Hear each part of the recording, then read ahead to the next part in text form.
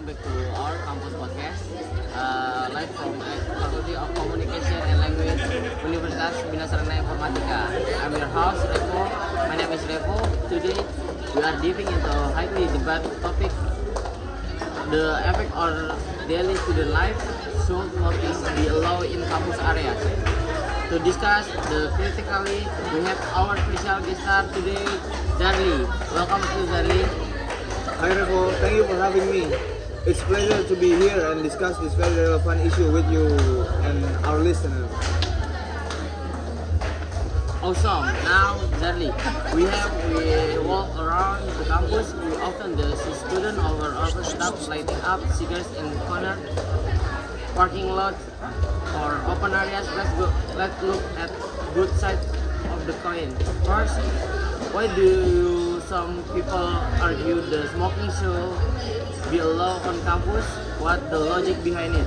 Well, Revo, a balanced perspective. Those who support allowing smoking on campus usually base their argument on personal freedom and stress management. University life can be highly stressful with deadlines, exams, and projects for smokers. A cigarette break is a way to cope with anxiety and clear their minds. Furthermore, they argue that as adults, university students have the legal right to smoke, and banning it entirely on campus might be seen as an infringement on their personal liberty. Right? So it's about adult autonomy and stress in life. But on the other hand, there is a massive push globally and locally for smoke-free campus. We should smoking not be allowed on campus. What are the counter-argument? The counter-argument is heavily rooted in public health and collective well-being. While smokers have the right to smoke, non-smokers also have fundamental right to breathe clean air. Secondhand smoke is highly toxic. According to health data, passive smoking can cause respiratory disease, heart problem, and even lung cancer in non-smokers. On top of that, allowing smoking creates later issue with cigarette butts and pose a fire hazard to campus facilities. That makes a lot of sense.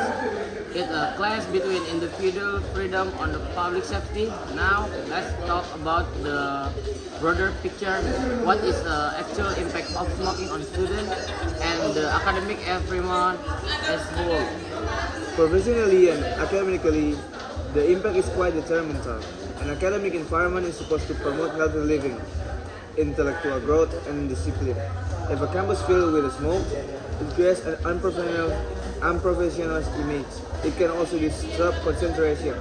It's hard to focus in the classroom if the hallway smells like stale smoke.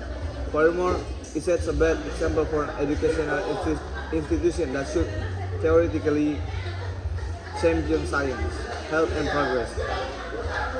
Excellent point, Charlie. So to wrap up the topic, what will be your ideal middle ground solution for our university? I think a total ban might be hard to enforce immediately, so the university should provide strictly designated isolated smoking zone far away from classroom, libraries, and main walkways. This protects non-smoker while respecting the choice of smokers. Brilliant. Thank you, Charlie, for sharing such logic argument on the topic. Okay, you're welcome. Welcome back to the second segment of our podcast series. I'm your host for this topic, Zarli, and now I'm joined by our guest speaker, Revo. In this segment, we are going to talk about critical academic asset. Why university students should learn English. Revo, thank you switching roles with me. My pleasure, Charlie. I'm excited to share insight on the topic, backed by some credible source I've been reading lately. Perfect, because we definitely need an academic and evidence-based discussion here. Let's start with higher education itself. Why is English so vital while we are still university students? Well, Charlie, English is undeniably the global language of science and higher education, according to study published in Journal of Future and Higher Education. Over 80% of peer-reviewed academic journal, textbook, and global research paper are published in English. If university students cannot compare English, they limit to very small pool of the local resource. Learning English allow us to access international research, practice in global excellence program, and critically analyze global data. That is substantial piece of evidence. Accessing knowledge is definitely key. Now let's look ahead. University is stepping stone to our careers. Why is English proficiency so crucial for student future career? That's where the economic impact come in. A report by the Harvard Business Review highlights that English has become the global standard of business communication. Multinational companies now look at the English properly not as a plus point, but a mandatory practice.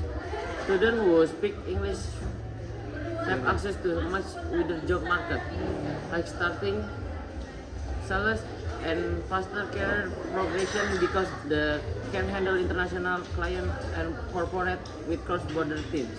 Absolutely. It definitely opened doors globally. Speaking of global, let's discuss the role of English in global communication and modern technology. How does English connect these dots from students? We live in digital era exactly. If you look at the technology, coding language, software, and internet contact, it overwhelmingly in English.